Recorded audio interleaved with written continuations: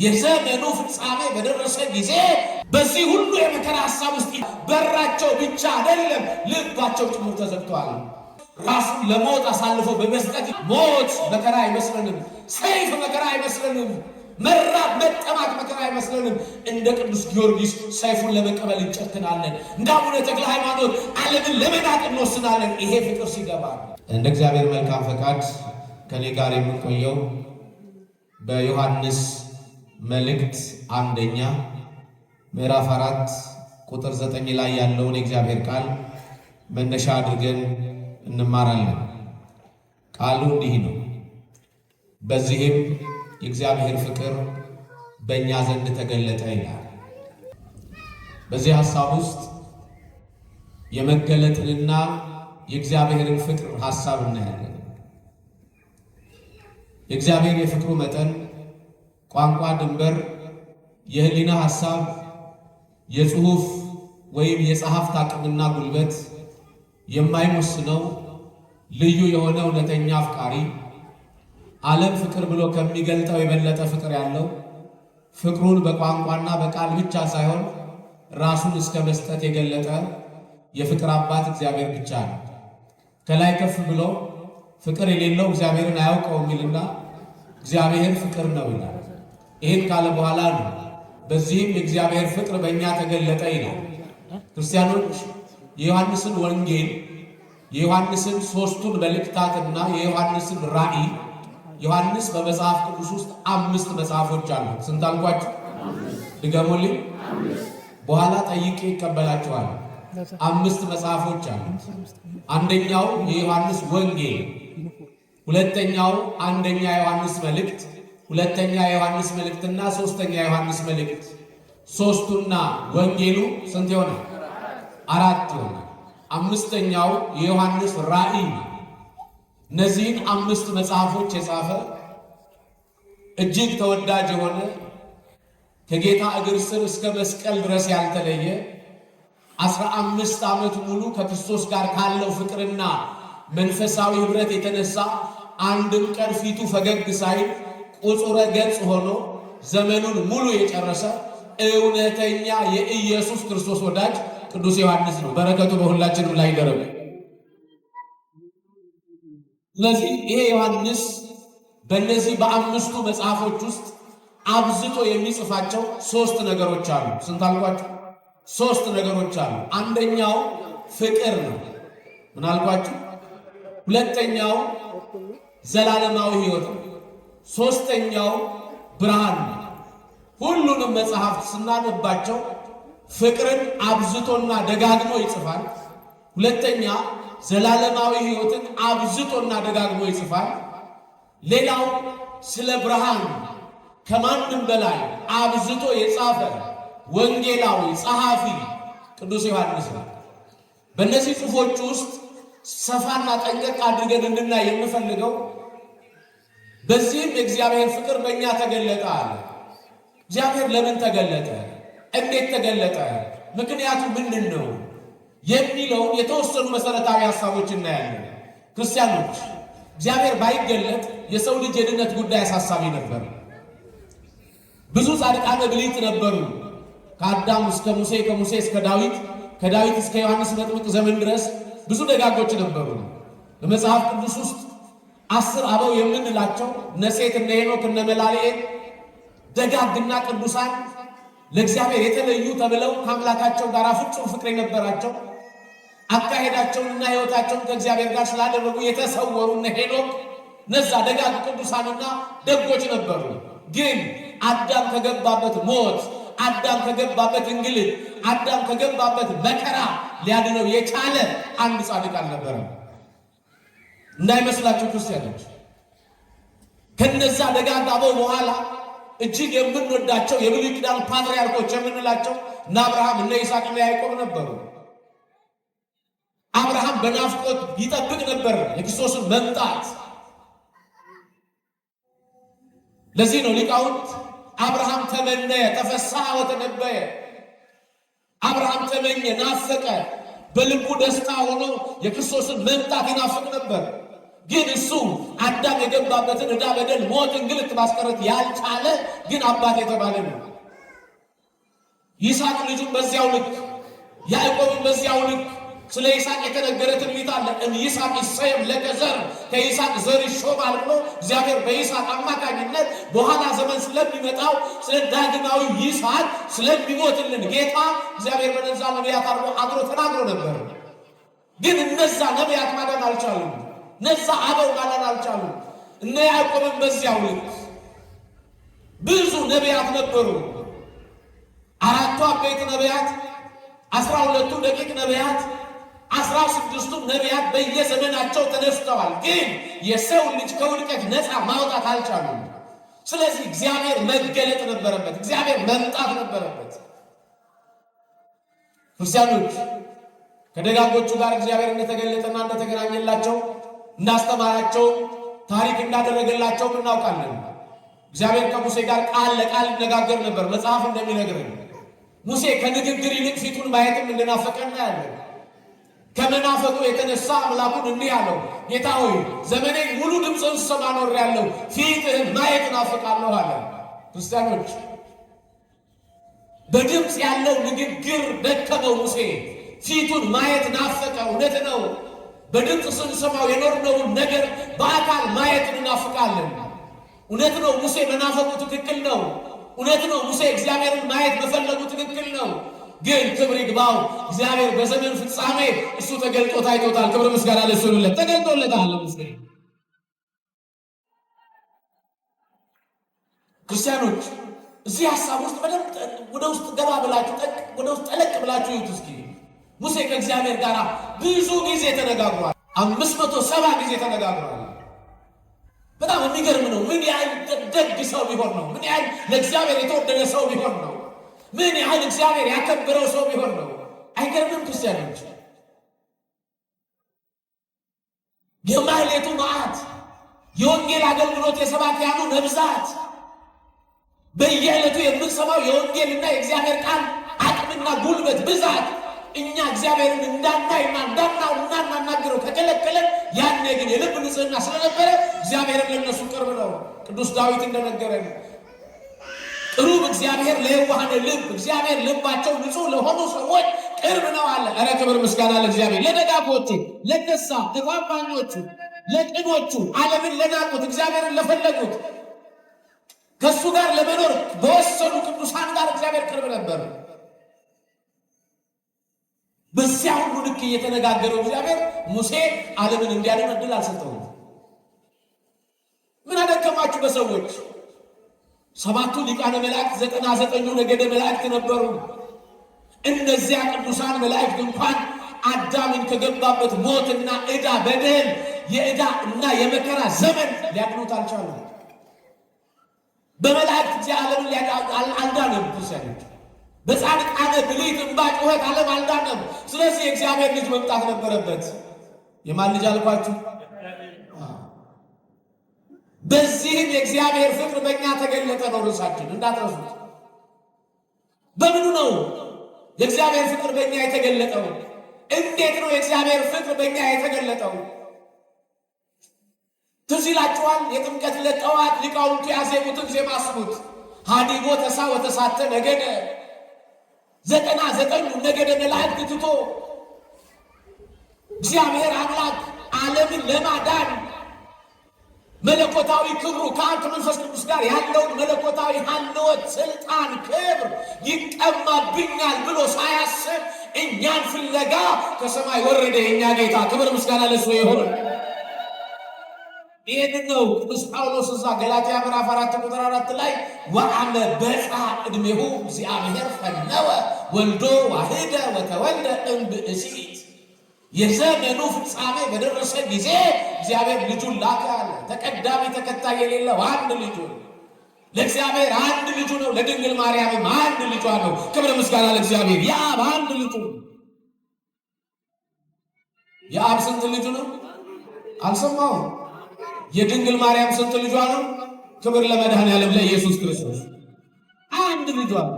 ለዚህ ነው ቤተክርስቲያን ትምህርቷ ይሄ ነው። ወነአምን ክልኤተ ልደታተ፣ ሁለት ልደቶችን ቤተክርስቲያን ታምናለች። ቅድመ ዓለም ያለ እናት ከአብ ተወልዷል። ድህረ ዓለም ያለ ወንድ ዘር ከንጽሕት ድንግል ማርያም ተወልዷል። ክብር ምስጋና ለእሱ ይሁን ለአምላካችን። ስለዚህ የእነዚህ ነቢያት ጩኸት፣ የእነዚህ ነቢያት እንባ ደጋጎች ቢሆኑ፣ ቅዱሳን ቢሆኑ፣ ጻድቃን ቢሆኑ፣ ለአምላካቸው የተለዩ ቢሆኑ ዓለምን ማዳን ስለማይችሉ እግዚአብሔር አንድ ልጁን ላከው። ያ ክብር ይቀማብኛል ብሎ አላሰበም። እንደማይቀማበት ያውቃል። ከአብ ከመንፈስ ቅዱስ ጋር ያለውን መለኮታዊ ስልጣን አሳይተው በተለየ አካሉ ክብር ይግባውና ከሰማይ መውረድ ወደደ።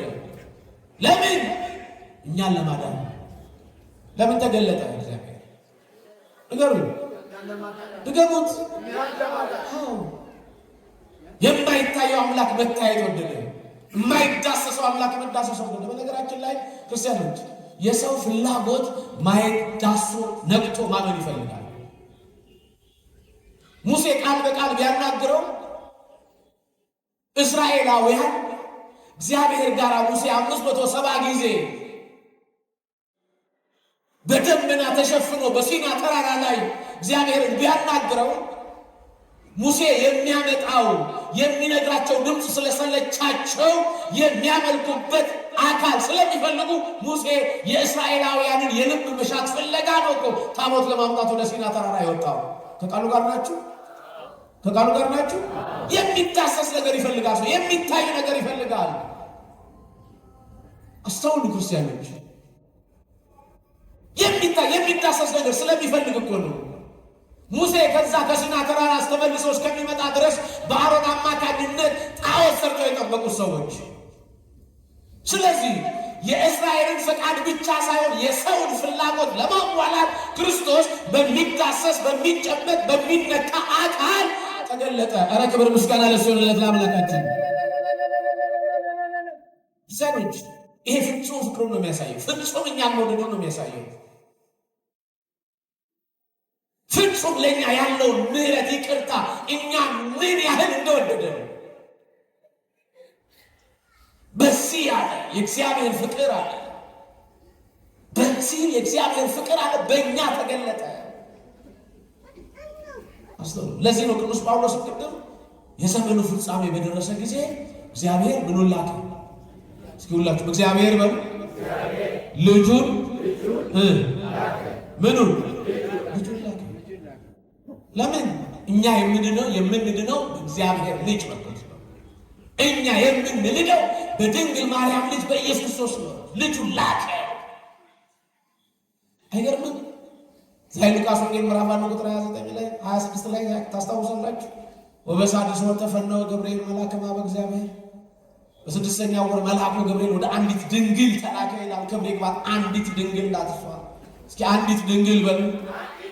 ድገሙ። አንዲት ድንግል ናትሷ። ከእሷ በፊት ያሉ ድንግልና ቢኖራቸውም ድንግልናቸው ይጠፋል። ለዘላለም ድንግል ሆና የምትገኝ እሷ ብቻ ስለሆነች መልአኩን ወደ አንዲት ድንግል ብሎ ጻፈ ቅዱስ ሉቃስ። ክብር ለወላዲተ አምላክ። ወደ አንዲት ድንግል፣ አንዲት ናት እሷ። ስንት ናት አልኳት? አንዲት። ከዓለም ፍጻሜ ድረስ ድንግል ቤተክርስቲያን ሳታቋርጥ ድንግል ማርያም ብላ የምትጠራት ጌታን ወልዳ ድንግል ስትጸንሰው ድንግል ከወለደችው በኋላ ድንግል ዓለም እስኪያልፍ ድረስ ድንግል በክብሩ ዙፋን ቀኝ መቆም የምትችል ድንግል ወላዲተ አምላክ ክብር ለሷ ይሁን። ድንግል ከብዙ ክርክር በኋላ ክርስቶስ በማኅፀኗ አደረ። ከሥጋዋ ሥጋ ከነፍሷ ነፍስ ነሳ። ደመ ድንግልናን ተዋሃደ። የእኛን ሥጋ ገንዘቡ አደረገ። ለዚህ ነው ቅዱስ ጳውሎስ እዛ ዕብራውያን ምዕራፍ 2 ቁጥር 16 ላይ የያዘው የመላእክትን ባህሪ አይደለም ይልና የአብርሃምን ዘር ይዟል አለ። ኧረ ክብር ምስጋና ለእሱ ለኢየሱስ ክርስቶስ። የአብርሃምን ዘር አለ። አያችሁ፣ መገለጥ እዚህ ጋር ነው የሚጀምረው። ድንግል ማርያም ይሁን ስትል አምላክ ባጭር ቁመት በጠባብ ብረት ሊወሰን ሲፈቅድ ሰማያዊ ክብሩን መለኮታዊ ስልጣኑን እያለው ከአብ ከመንፈስ ቅዱስ ጋር ሩይ የሆነ ስልጣን እያለው ራሱ ዝቅ አድርጎ በማኅፀነ ማርያም መወሰን መገለጥ ይገርመኛል። 10 ነገሮችን እናይና ትምህርቴን እንጠቀልላለን። የመጀመሪያው እግዚአብሔር የተገለጠበትን መንገድ ስታዩ የማቴዎስ ወንጌል ምዕራፍ 2 ነው። የማቴዎስ ወንጌል የሉቃስ ወንጌል ምዕራፍ 2ና የቤታችሁ ሄዳችሁ አንብቡት። የተወለደበትን መንገድ አስቡት። ክርስቶስ ሁላችሁም ስታጠኑ መጽሐፉ በጣም እንደሚገርም ቋንቋ ገልጦታል። ለእንግዶች ማደሪያ አልነበራቸውምና ይላል። ለእንግዶች አራንገሩ ለካ ሰው አንዳንድ ጊዜ በሩን ይዘጋል፣ ማደሪያ ይከለክላል። ሰውን ፍለጋ እግዚአብሔር ቢመጣ ሰው በሩን ዘጋበት። ዛሬ ዓለም እንደዚህ ሆናት፣ መድኃኒቷን የረሳች። ኢሳይያስ ላይ አንድ ትዝ የሚለኝ ቃል አለ። አድግን ያይመረምቅ ማዋያ ዳጣውን ከብቶችን በረታቸውን አወቁ ይልና እስራኤል ግን ፈጣሪዋን አላወቀችም ይላል። አገሪቱን እንዳይመስላችሁ ክርስቲያኖች፣ ሰዎቹን ነው። ዛሬ በዚህ ዘመን እግዚአብሔርን የምናውቅ ማንመስል ሰዎች ብዙዎች ነን። የጨበጥነው ስልጣን ጉልበት የሚመስለን፣ የተማርነው ዲግሪና ፒኤችዲ አቅም የሚመስለን ወዳጆቼ፣ አለማወቅን ትቶ ማወቅ ብርሃን ነው። እውነት ነው። ማወቅ ብርሃን ሆኖ ሌላውን እንደናይና እሱ በአይኑ የተሻለውን ነገር ማየት እንዲችል ካላደረግን ተምረን ዘር ጉድጓድ ውስጥና መንደር ውስጥ ገብተን ከተወጠፍን መማራችን ትርጉም የለውም። ማን ይፈውሰን? አሜን በሉ። ማን ይፈውሰን? አዎ ፈውስ ይፈልጋል የኛ አይምሮ ክርስቲያኖች። በፕሮፌሰር ደረጃ ያሉ ሰዎች ስምዕናቸው ለቀው መንደር ውስጥ ገብተዋል። ይህ ከሆነ ምንድነው መማር ትርጉሙ? እውቀት አቅሙ ምንድን ነው? ስምዕናን ካላሳየ፣ እግዚአብሔርን ካላሳየ፣ የስምዕናን ጣራና አቅም ከፍ ማድረግ ካልቻለ መማር ትርጉሙ ምንድን ነው? አስተውሉ የእግዚአብሔር ልጆች። ስለዚህ ለእንግዶች ማረፊያ አልነበራቸውም ይላል። ክርስቶስ እናቱ ድንግል ማርያም ጌታ ለመውለድ የመረጠችው የሰው ቤት አልነበረ። በራቸው ተዘግቷል። የእስራኤላውያን በር ተዘግቷል። በራቸው ብቻ አይደለም ልባቸው ጭምር ተዘግቷል። ክርስቲያኖች እግዚአብሔር በተዘጋ በር መግባት አይከብደውም። በተዘጋ ልብ ግን መግባት ይከብደዋል። እውነት ውሸት ንገሩኝ። እውነት ውሸት ትዝ ይላችኋል። እዚያ ዮሐንስ ወንጌል ምዕራፍ 20 ላይ ክርስቶስ በተዘጋ በር እኮ መስኮቱ ሳይከፈት በሩ ሳይከፈት የትንሣኤ ዕለት ገብቷል እኮ። በተዘጋ በር ገብቷል። በተዘጋ ልብ ግን አይገባም። ያንኳኳል ቆሞ። አሁን የብዙ ሰው ልብ ተዘግቷል። በጣም የብዙ ሰው ልብ እሱ በመናገሩ እንጂ ሌላውን ለመስማት የተዘጋጀ ልብ የለም። መጽሐፋችን ግን እንዲህ ነው የሚለው፣ ኩን ፍጡነ ለሰሚ ኩን ጉንዱየ ለነቢብ። ለመናገር የዘገየ ለመስማት የፈጠን ኩን፣ ልብህን ክፈተው ማለት እኮ ነው። ክርስቲያን ልቡ ሁልጊዜ ክፍት ነው። ማንን ለመስማት? ኧረ በማርያም ማንን ለመስማት? እግዚአብሔርን እንሰማ። እግዚአብሔር ልባችን ይክፈትልን። እዛ ትዝ ይላችኋል ዮሐንስ ወንጌል ዮሐንስ ራእይ ምዕራፍ 3 ቁጥር 21 ላይ ወናሁ ቆምኩ ሀበ ኆኅቱ እጎደጉድ፣ በደጅ ቆሜ አንኳኳለሁ አለ እኮ ክርስቶስ። እግዚአብሔር ልብ ይፈልጋል። ምን ይፈልጋል? ክፈቱለት። እሱን ልትከፍትለት ይፈልጋል ክርስቶስ። የክርስቶስ ዓላማ የእኛ ልብ ተከፍቶ እዛ ውስጥ ገብቶ መንገስና በክበር ነው። ኧረ መድኃኔዓለም በልባችን ይክበርበት የእኛ ንጉሥ። ዛሬ ቅዱስ ጊዮርጊስ ብለን የምንጠራው እኮ ልቡን ከፍቶ ክርስቶስን ስላነገሰው ነው። ነገ ዓመታዊ ወርሃዊ ክብረ በዓላቸውን የምናከብርላቸው ኢትዮጵያዊው ጻድቅ የጸጋ ዘአብና የእግዚአብሔር ፍሬ ለአምላካቸው ታምነው ልባቸውን ስለከፈቱ በመከራ ውስጥ ሁሉ ክርስቶስ በልባቸው ተሳለ። በጻድቁ አባት በተክለ ሃይማኖት ክብር ምስጋና ለእግዚአብሔር ይሁን። አዎ ነው። ስለዚህ ለእንግዶች ማረፊያ ስላልነበረ የከብቶች በረት ተመረጠ። ስለዚህ እግዚአብሔር መገለጡ ከበረቱ ነው የሚጀምረው። በዚህም የእግዚአብሔር ፍቅር በእኛ ተገለጠ። በረት ላይ ያለውን ነገር አስቡት። እኔ የአርብቶ አደር ልጅ ስለሆንኩ አውቀዋለሁ። ከ150 በላይ ከብቶች ነበሩ። ሲሰለቸን ጥጃ እንለቃለን። ማለቡ ሲሰለቸን፣ መናጡ ሲሰለቸን፣ በረት ባህሪ በጣም ሽታው ከባድ ነው። እበቱና የከብቶቹ ሽንት ሲቀላቀል ምን ያህል ጠረን ሊኖረው እንደሚችል አስቡ። ግን ክርስቶስ ሲወለድበት የበረቱ ጠረንና መዓዛ ተቀየረ። ክብር ምስጋና ለእሱ ይሁን። አመስግኖታ። ለዚህ ነው ሊቃውንቱ እግዚአብሔርን ሲያከብሩት ክርስቶስን ሲያደንቁት እንዲህ አሉ፣ እፍረት ምዑዝ ኢየሱስ ክርስቶስ እውነተኛ መዓዛ ያለ አንተ ኢየሱስ ክርስቶስ ነህ አሉት። እውነት ነው። ጠረን የቀየረ የእኔና የእናንተ ጌታ እውነተኛ መዓዛችን ክርስቶስ ነው። የከብቶቹን ጠረን ቀየረው። ጨለማ ነው ቦታው፣ በብርሃን ተጥለቀለቀ። እውነተኛው ብርሃን ክርስቶስ ስለተገለጠበት በዚህም የማን ፍቅር በማን ተገለጠ? ከብቶች በረት ውስጥ በመተኛት ተገለጠ። ሁለተኛውን መገለጥ ደግሞ እግዚአብሔር እንዴት እንደተገለጠ በመልአኩ እንደተነገረው እናቱ ድንግል ማርያም እንደ አይሁድ ሥርዓት ልጇን ኢየሱስ ክርስቶስን አቅፋ ወደ ቤተ መቅደስ ጥር 6 ቀን ይዛው ሄደች።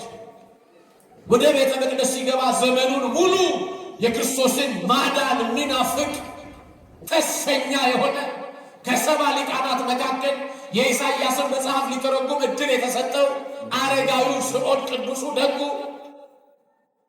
ትንቢተ ኢሳይያስ ምዕራፍ 7 ቁጥር 14 ላይ ሲደርስ ድንግል ትጸንሳለች ወንድ ልጅ ትወልዳለች የሚለውን ጽሑፍ ሲመለከት ይሄንንማ በጽሑፍ የሮም ንጉሥ አያምነኝም ብሎ ቃሉንና ጽሑፉን ሰርዞ ድንግል የሚለውን ሴት ትጸንሳለች ብሎ 3 ጊዜ ጽፎ በአራተኛው መልአኩ የተጠራጠርከውን ሳታይ አትሞትም ብሎት ዘመኑን ሙሉ በቤተ መቅደስ እንደ ቱሃን ተጣብቆ ይኖር የነበረው ትልቁ አረጋዊው ስምዖን ክርስቶስን አገኘው። ወደ ቤተ መቅደስ ሲመጣ እንደ አይሁድ ሥርዓት የበረቱ ሀብት ያላቸው ገንዘብ ያላቸው በግና ወይፈን ጊደር ያመጣሉ። እሷ እናቱ ድንግል ማርያም ምንም ስላልነበረ 2 የርግብ ጫጩቶች ይዛ ልጇን አቅፋ ወደ ቤተ መቅደሱ ስትመጣ አረጋዊ ስምዖን ቀረብ አለና ዓይኖቼ ለሰው ሁሉ ያደረከውን ማዳንህን አይተዋልና ጌታ ሆይ ባሪያህን ታሰናብተዋለህ አለው። ኧረ ክብር ምስጋና ለእግዚአብሔር ይሁን። እንዲህ እግዚአብሔር እያችሁ የተጠራጠርነውን እስክናይ ድረስ ዕድሜ ይሰጠናል። በተዋህዶነት እንዳትጠራጠሩ እንዳይመስላችሁ። ተዋህዶ ቋንቋ አይደለችም። ተዋህዶ ትምህርት ብቻ አይደለችም። ተዋህዶ የቃልና የሥጋ ውህደት ነው። ተዋህዶ የእግዚአብሔርና የሰው አንድነት ነው። ዜማውን፣ ድጓውን፣ ቅኔውን፣ ማህሌቱን ብቻ እንዳታስተውሉ። አምላክ ከክርስቶስ ጋር አንድ ሆኖ ተዋህዶ የተገለጠበት ቋንቋ የምስጋና ስርዓቱ ማህሌት ነው፣ ሰዓታት ነው፣ ቅዳሴ ነው፣ ምስክት ነው። እያንዳንዱን አገልግሎት ስታዩ ከክርስቶስ ጋር የተገናኘ ነው። የኢትዮጵያ ኦርቶዶክስ ተዋሕዶ ቤተክርስቲያን አገልግሎት። ኧረ ክብር ምስጋና ለቅድስት ቤተክርስቲያን። ሰው ክርስቲያኖች አቀፈው ክርስቶስ በመልአኩ እንደተነገረ ይላል መጽሐፍ። እናቱ ድንግል ማርያም ስሙን ኢየሱስ አለችው። በሉ እስኪ ማን አለችው? በማን እንደተነገረ? በመልአኩ እንደተነገረ እናቱ ስሙን ኢየሱስ አለችው። እዛ ተገለጠ።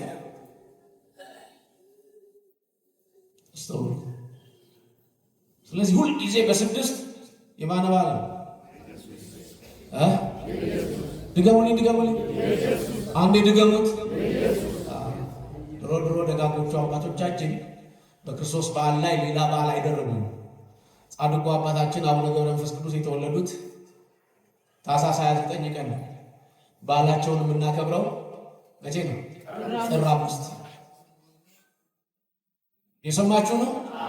ድሮ ብርቱ ሊቃውንት በነበሩበት የሰው ሐሳብ ተጭኗቸው ሥጋ አሸንፏቸው ሳይሆን እውነት የእግዚአብሔር ሐሳብ አሸንፏቸው በፈጣሪ በዓል ላይ የፍጡር በዓል አይደረጉም ደጋጎቹ። የሆነ ሆኖ ጥር 6 የማን በዓል ነው? ድገሙልኝ። ክብር ምስጋና ለአምላካችን። ስለዚህ ሁለተኛው መገለጥ ይሄ ነው።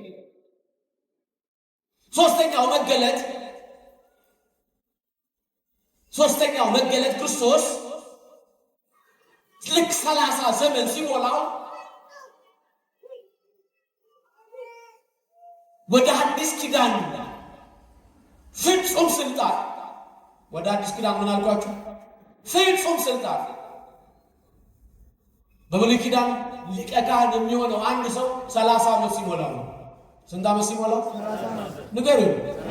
ልክ 30 ዓመት ሲሞላው ክርስቶስ ክህነቱንም አምላክነቱንም እንዲረጋገጥለት ስለፈለገ በ30 ዘመኑ የእኛን ዕዳ በደል ለመደምሰስ ወደ ዮርዳኖስ በዮሐንስ ሊጠመቅ መጣ።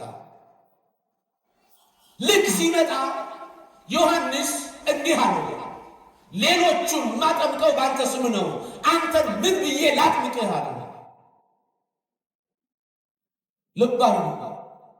ይሄ ቋንቋ በጣም የዮሐንስ ትሕትናው፣ ታላቅነቱ፣ ክብሩ እጅግ በጣም ልዩ ነው። እኔ በአንተ ልጠመቅ ይገባኛል እንጂ አንተ እኔ ልታጠምቀኝ አይገባህም። እኔ አንተን ላጠምቅህ አይገባኝም አለ። የትሕትና ጥግ ታያላችሁ ዮሐንስ ጋር፣ የክብርን መጠን ታያላችሁ ዮሐንስ ጋር። ክርስቶስ ደግሞ እጅግ በጣም ትሑት ሆኖ በባሪያው እጅ ሊጠመቅ መወሰኑን ታያላችሁ። እንግዲህ ተው ይለው፣ እንግዲህ ምን በል ተው ይለውና እንዲህ ይላል፣ ጽድቅን ሁሉ እንፈጽም ዘንድ ይገባናል። አቤት ደስ ሲል! ቃሉ ራሱ ደስ ይላል። እስኪ በሏት፣ ጽድቅን ሁሉ በሉ። ኧረ ድገሙት። እንፈጽም ዘንድ ይገባናል። ልክ ይሄንን ሲለው ግን ምን ብሎ ማጥመቅ እንዳለበት ይነግረዋል። አንተ የብርሃን ልጅ፣ የብርሃን ጌታ፣ የአብ ልጅ በደልና ኃጢአታችንን ይቅር በለን እያልክ አጥምቀኝ። ለምን? የአዳም ዕዳ በደል በዮሐንስ ስላለ ኃጢአታችንን ይቅር በለን ሲል ዮሐንስ እያጠመቀው ኃጢአቱን ይቅር ያለለት ክርስቶስ ነው። ክብር ምስጋና ለእግዚአብሔር ይሁን። ይቅር ያለለት ከኢየሱስ ክርስቶስና ከድንግል ማርያም በቀር ኃጢአት ያልነካው ፍጥረት አልነበረም። ክብር ምስጋና ለእሱ ይሁን። ማንም በቃ ሁሉም በበደል በኃጢአት ቆሽሸው ነበር። ስለዚህ ያን ጊዜ የኢየሱስ ክርስቶስ ክህነቱ ተረጋገጠ፣ አምላክነቱ ተረጋገጠ። ይቅር በለኝ ክርስቶስን ይቅር በለኝ ዮሐንስ እንዳለው ዛሬም በአዲስ ኪዳን ያለን ምዕመናን ካህናትን ይፍቱን፣ ይባርኩን፣ ይቀድሱን፣ ያንጹን ብለን እንማጸናለን። ሰው ያለ ካህን ኃጢአቱ አይነጻም። ክርስቶስ የአዲስ ኪዳን ሊቀ ካህን ነው። ከቃሉ ጋር ናቸው። ክርስቶስ የምን ኪዳን ምን ሊቀ ካህን ነው። ስለዚህ ተሳሃለን ይቅር በለን እያለ ዮሐንስ ክርስቶስን አጠመቀው፣ ዮሐንስንም ይቅር አለው። ክብር ምስጋና ለእግዚአብሔር። ኃጢአት በደል ባይኖርበትም ከነበረበት የውርስ ኃጢአት አነጻው። ኧረ ክብር ለመድኃኔዓለም ይሁን። ይህን የማዳን ስራ ሲፈጽም ሶስተኛ ስንተኛ መገለጥ? አቤት! ከዛ ከተወሰኑ ጊዜዎች በኋላ ክርስቶስ አሁንም አንድ ተአምር ያደረጋል። ሁላችሁ ዮሐንስ ወንጌል ምዕራፍ 2 አንብባችኋል። ሰሞኑን በብዙ መምህራን ተብራችኋል። መገለጥን እያየ ክርስቶስ ልክ እዚህ ጋር ደግሞ ወደ ሰርግ ቤት ይመጣል። በነገራችን ላይ ክርስቶስ ለቅሶ ቤት ታገኙታላችሁ፣ ሆስፒታል ታገኙታላችሁ፣ ሰርግ ቤት ታገኙታላችሁ። እዛ ዮሐንስ ወንጌል ምዕራፍ 5 ላይ ስታዩ ሆስፒታል ነው እሱ፣ ቤተሳይዳ መጠበቂያ ስፍራ ነው፣ የድህነት ስፍራ ነው። እዛ ጋር ታገኙታላችሁ ክርስቶስ። እውር ሲያበራ ታገኙታላችሁ። ሙት ደግሞ አስነስቶ አልዓዛርና ማርታን ሲያጽናና ታያላችሁ። ስለዚህ ክርስቶስ ለቅሶ ቤት አለ፣ ክርስቶስ ሆስፒታል አለ፣ ክርስቶስ በፈውስ ስፍራ ላይ አለ፣ ክርስቶስ በሚገርም ሁኔታ ደግሞ ሰርግ ቤት ታገኙታላችሁ። እዛ ሰርግ ቤት ይሄድና ደግሞ ድንቅ ነገር ያደርጋል። መጽሐፍ ይህንን ታሪክና ድንቅ ነገር ምን ብሎ ይገልጠዋል መሰላችሁ? ኢየሱስ ክርስቶስ ይህንን ተአምር ሲያደርግ የመጀመሪያው ነው ይላል። ኧረ ክብር ምስጋና ለእሱ ይሁን። ተአምር ማለት ረስልቃለ ቅዱስ ያሬድም ገልጦታል። ተአምረ ወመንክረ ገብረ መድኃኒነ በቃና ዘገሊላ ማየ ረሰየ ወይነ። በቃና ድንቅ ተአምር ያደርጋል። ይህ መገለጥ የእናቱ ክብር የተገለጠበት የክርስቶስ ኃይል የታየበት ይሄ ስንተኛ ነው? አቤት! አራተኛው መገለጥ። አምስተኛው መገለጥ ክርስቲያኖች ከማቴዎስ ወንጌል ምዕራፍ 5 እስከ ምዕራፍ 7 ያለው ፍጹም የሐዲስ ኪዳን ወንጌልና ፍጹም የሐዲስ ኪዳን ሕግ የተሰራበት ክፍል ነው። ብዙ ሕዝብ አይቶ ወደ ተራራ ወጣ፣ አፉንም ከፈተ ይላል መጽሐፍ። የብፅዕናን 9 የብፅዕናን ትምህርቶች እዛ ምዕራፍ ላይ ያስተምራል። ጸሎት ያስተምራል፣ ምጽዋት ያስተምራል፣ ስግደት ያስተምራል። እያንዳንዱን የኃይል ትምህርት አስተምሮ ይጨርሳል። ዘጋ ይሄ ደግሞ ስድስተኛው መገለጥ ምን አልኳችሁ? ስንተኛ? ምን ማድረጉ? ማስተማር። ሌላው በፈውስ የተገለጠበት ነው። ሰባተኛው በፈውስ የተገለጠበት ዕውር ያበራበት፣ ለምጽ ያነጻበት፣ ሽባ የተረበጠበት ልዩ ልዩ ድንቅ ተአምራትን እዛ የማቴዎስ ወንጌል ምዕራፍ 9 ላይ የምናያቸው እጅግ ድንቅ የሆኑ ተአምራትን ያደረገባቸው ክፍሎች ናቸው። ይሄ በፈውስ የመገለጥ ይሄን ሁሉ አደረገ። ሰባተኛ ይሄንን ካደረገ በኋላ አስተውል፣ ስምንተኛ ክርስቶስ ራሱን ለሞት አሳልፎ በመስጠት ይገለጣል። ህብስት ሲያበረክት ብዙ ሰዎች አጨብጭበውለታል። ተአምር ሲያደርግ ብዙ ሰዎች ተከትለውታል። ያ የክስ ሰዓት ግን ማንም ከጎኑ አልነበረም። እናንተ ስትከሰሱ ጠላት ይበዛባቸዋል። ቅዱስ ቅዱስ ያሏቸው ሰዎች ንጉሥ ይሏቸዋል። እርሶን የመሰለ አባት፣ እርሶን የመሰለ ጳጳስ፣ እርሶን የመሰለ መምህር የለም ያላችሁ ሰው ስትከሰሱ ከአጠገባችሁ አንድ ሰው አይኖርም። አሁን በክስ ይገለጣል ክርስቶስ፣ በመሰደብ ይገለጣል ክርስቶስ፣ በመቸንከር በመከራ ይገለጣል ክርስቶስ። በዚህ ሁሉ የመከራ ሐሳብ ውስጥ ይገለጥና አንድ እናት ልጅ ለመውለድ በምታምጠው ምጥ ውስጥ እያለፈ ይደንቀኛል። ያ ሁሉ መከራ ይቀበልና ደሙን እያፈሰሰ በአዲስ ኪዳን የልጅነት ኃይል በደሙ ፈሳሽነት አንጽቶ ለዘላለም ልጆቹ አድርጎ ዲያብሎስን ይቀብረዋል። ክብር ምስጋና ለእሱ ይሁንልኝ። ይሄ መገለጥ የተገለጠበት የመጨረሻ ዓላማ፣ የተገለጠበት የመጨረሻ ጉልበት፣ የተገለጠበት የመጨረሻ ፍቅር የሚታየው እዚህ ጋር ነው። የመጨረሻ ፍቅር የሚገለጠው እጅግ ይደንቀኛል። ክርስቲያኖች በደንብ አድርጋችሁ ቤታችሁ ሄዳችሁ መጽሐፉን አንብቡት። ከማቴዎስ ወንጌል ምዕራፍ 26 ጀምራችሁ እስከ 28 ድረስ ያለው በደንብ ስታነቡ ቤታችሁ እንደ ልምድ አድርገን አንዳንድ ምዕራፍ የማንበብ ልምዱ ስለሌለን ነው እንጂ በደንብ አድርገን ስናየው እጅግ የሚያሳዝን የክርስቶስ ፍቅሩ እንዴት አይነት እንደሆነ ታያላችሁ። በፍቅር ነው የተገለጠው ክርስቶስ። አንድ እናት በምታመጠው ልክ ክርስቶስ አመጧል። እንዲሁም የእሱ አመት ይረሳል፣ የክርስቶስ መከራ ይረሳል። አይደል? እዛ ኢሳይያስ 53ን ስታዩት እናየውና እንወደው ዘንድ ደምግባት የለውም፣ ስለ መተላለፋችን ቆሰለ፣ ስለ በደላችን ደቀቀ። አቤት መድቀቅ! መድቀቅ የሚለው ዝም ብላችሁ አስቡት። አንድ ሴት ልጅ ስትወልድ ብዙ ጅማቶቿ ናቸው የሚበጣጠሱት። ክርስቶስ እኛን ለመውለድ ድቅቅ ብሏል። ይሄ ፍቅር በልባችን ሲሳል እንደ ተክለ ሃይማኖት ጸጉር ተላጭተን እንመንናለን። ይሄ ፍቅር በትክክል በልባችን ሲሳል ሞት መከራ አይመስለንም፣ ሰይፍ መከራ አይመስለንም፣ መራብ መጠማት መከራ አይመስለንም። እንደ ቅዱስ ጊዮርጊስ ሰይፉን ለመቀበል እንጨክናለን። እንደ አቡነ ተክለ ሃይማኖት ዓለምን ለመናቅ እንወስናለን። ይሄ ፍቅር ሲገባ በጣም ይገርመኛል። ይሄ መሰጠት ራሱ ማሳለፍ። ለዚህ ነው ቅዱስ ዮሐንስ እዛ ምዕራፍ 3 ቁጥር 16 ላይ እስመ ከመዝ አፍቀሮ እግዚአብሔር ለዓለም ወመጠወ ወልዶ ዋሂደ፣ አንድ ልጁን ቤዛ አድርጎ እስኪሰጥ ድረስ ዓለሙን እንዲሁ ወዶታል አለ። ኧረ ክብር ምስጋና ለእሱ ይሁን ለአምላካችን። ይሄ ፍቅር ይግባ። ተዋህዶ ማለት ይሄ ነው። ክርስቲያኖች፣ ኦርቶዶክስ ተዋህዶ ማለት ይሄ ወንጌል ነው። ይሄ እውነት ነው። ክርስቶስ የገለጠ እውነት፣ በሞት የተገለጠ፣ በመታሰር የተገለጠ፣ በመገረፍ የተገለጠ።